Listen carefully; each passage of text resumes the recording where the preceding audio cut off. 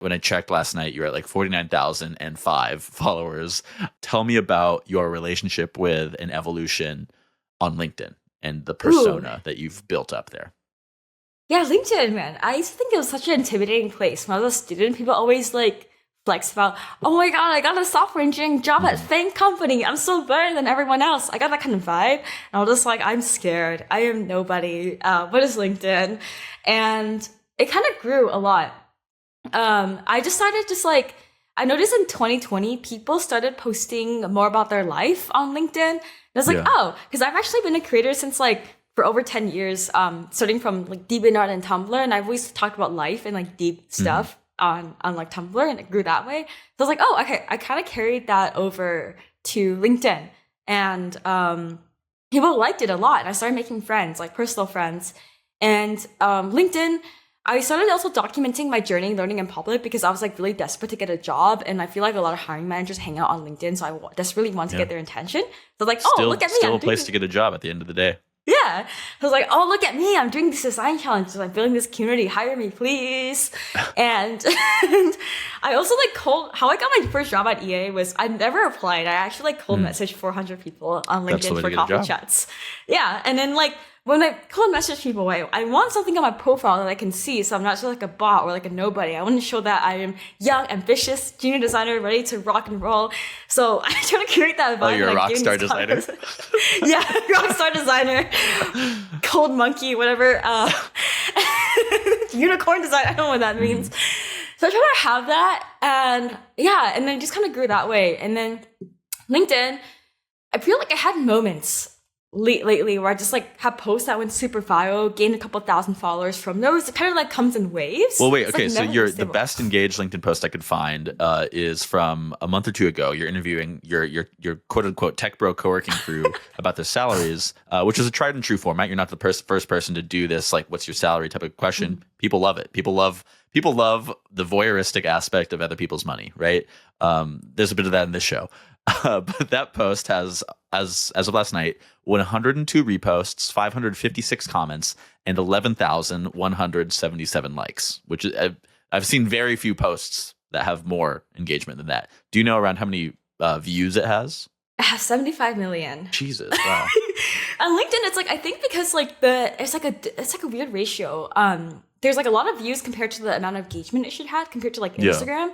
I think it's because the scrolling tab on like a new video tab on LinkedIn, people scroll through, and I think that counts as a view too. Yeah. You know, I But don't have that on my LinkedIn app. I have my LinkedIn app. I don't. I think I need to update my app. I know other people have had that oh, for months. I don't have it. oh, I see. But yeah, I feel like LinkedIn has evolved into like TikTok a little bit, Mhm. like Gen Z TikTok, Gen Z career TikTok. Yeah. Um, People start posting more funny videos. There's this person on LinkedIn named Ken Chang. Yeah. Yeah. He's amazing. Well, explain him for the audience. Oh my god, Ken Chang. So just go on his LinkedIn. I think his tagline is like, I want to connect with you emotionally. And then one of his pinned posts was like, I sleep with a lot of women. And then let you guys and then he was just like, I think I'm just pull it up really He's like quick. the first too. like true like LinkedIn poster who's like a LinkedIn comedian. Like he has really hit a nerve on like the LinkedIn comedy. Yeah. He's amazing. I messaged him and he accepted my connection request, and he's really nice. I had a little chat with him too. Cause I was like, I like your He's a real content a lot. person. He is a real person. So I'll just read to you. This is like what I think LinkedIn has evolved into. So I'll read this post as an Yeah. example. So Ken Chang was like, I sleep with a lot of women. What do you think tends to impress him the most? My multiple successful companies, my vast wealth, my perfect skin? No, it's my score on LinkedIn games. And then it's, And how many likes does that have?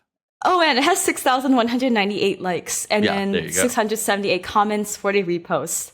Yeah, this dude is amazing. He's like a legend on LinkedIn. But Yeah. on LinkedIn side, there's a rise in videos. Like there's like I talked to someone from the LinkedIn team. They're trying to get more people to post videos. And This part a of the clip reason of this very show, I can promise you, is going to go up there as a video. I know. I love LinkedIn video. It's like the early days of TikTok where Mhm. there's not a lot of people making videos yet. And so the videos that do get posted get a lot of views. Like a lot of my other salary videos have gotten like 5 million views, 10 million views. Mhm. That one crazy. I don't know why. Oh, I think I know why. I think, you know why I got 75 million views, because people were like mad about two things in the comments. It was like mostly negative comments too on LinkedIn, which is like so rare. I'm so proud of myself Yeah. for getting. You I wear the think- hate as a point of pride. Yeah, because I get people to feel something and engage, and it just like it got me like 5,000 more followers on LinkedIn, and that's like the most engaged post ever That's a in my lot. life. Yeah. Yeah, people were mad about the fact that people in SF were making so much money, because I interviewed my friend Zach, who's also a big creator on LinkedIn, and he was making 500K. Probably like base salary from like Netflix as like a data Yeah. scientist. People were so mad about that, and they were mad that I used the word tech bro. I live in a bubble, and I call myself a tech bro, and Yeah. I have just like a funny name. And people like they took it far as like, oh no, you're like contributing to the bro culture and making it like anti-feminist. I'm just like, bro, that's not the point. I just like Yeah. thought it was funny and cute. And I didn't mean it that way. So people were like mad I did that. People thought I was like gross. But a lot of people recognize me on the streets in San Francisco and at events from that post. That makes sense. And at the gym too, from Yeah. that post too. Well, okay, a couple things here. One, I think, I make my posts on LinkedIn too. I'm not the most active nor best poster. I know some people who are, and are really they're posting the selfies, the very like the jokes, whatever, and help contributing to this culture of like anti-corporate, earnest LinkedIn content. But I wonder if there's like a limit to that. Like, will that ever break through into being fully a culture on LinkedIn? Because at the end of the day, this is still a platform where people go to find a job. And I think that's what makes it good, and that's why there's that level of accountability of people generally like behaving in comments and stuff. So I was curious what you thought about that, like what the because if everyone starts doing earnest anti-corporate LinkedIn posts, then it's not as interesting anymore, right? I've noticed that people, maybe like mostly Gen Z people, want to bring more authenticity to the workplace. So I feel like for years, a lot of people felt like they had to conform to different cultures to fit in and rise in the corporate ladder with people in the workplace. So I feel like people bring their full self to work. And I love that. I always want people to like not have to change themselves to fit in. And I see more of that vibe coming. It's like people like show like, oh, this is what I wear to work, or like this is my life story, or like this is because I feel like people spend 40 hours a week on work. That's like so much of their life, and I think people shouldn't have to change or mask themselves to fit in. And I see more of that vibe on LinkedIn. So I don't think the unseriousness is tied to like job searching.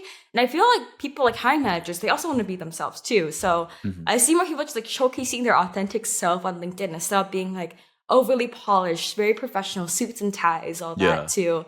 And I feel like LinkedIn is shifting towards more of a creator platform. I'm very bullish on like B2B creators, or what my friend AJ calls like B2B to C creators. Like, I went to South by Southwest recently. I spoke there about LinkedIn content creation, and I've also went to a lot of creator events. And overall takeaways, like people are sleeping on LinkedIn, and LinkedIn doesn't pay creators directly, but for example, an average brand deal I get on LinkedIn is like $3,000 per post. Oh, wow. And there's a lot of, because like the audience is mostly business people, like more B2B audience. So companies want to pay more to attract these audience. Heard LinkedIn ads are also the most expensive.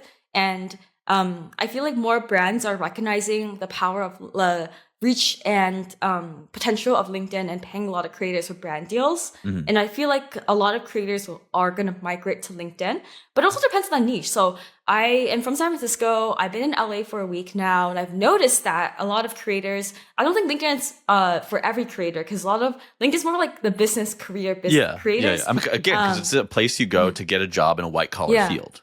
Not like not really lifestyle. Like I've tested this myself. Like a lot of my travel lifestyle posts doesn't perform nearly as well as my like how to get a job post on LinkedIn. See, that's the thing. Something you said a little bit ago about like bringing your whole self to work, or like and displaying that on LinkedIn. Like I would actually push back on that, because again, like your travel content not doing as well. Like that's part of it.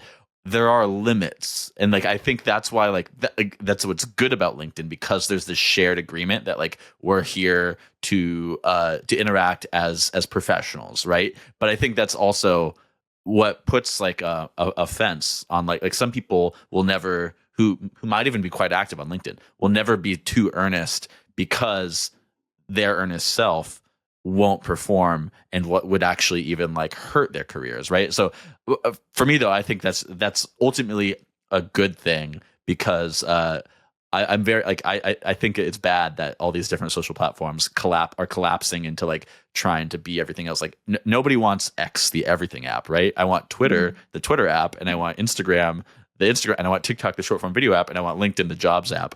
I'm not sure if I'm asking a question here. I'm just kind of getting on my soapbox, but No, I get it. Yeah, no, I agree as well. Like, I wouldn't post. I've just experimented with this, Yeah. and I feel like I have an Instagram that's just more travel lifestyle, more fun, more troll. you have two more Instagrams meme too, right? I have like 5. Two that I I'm saw. a main one. Yeah.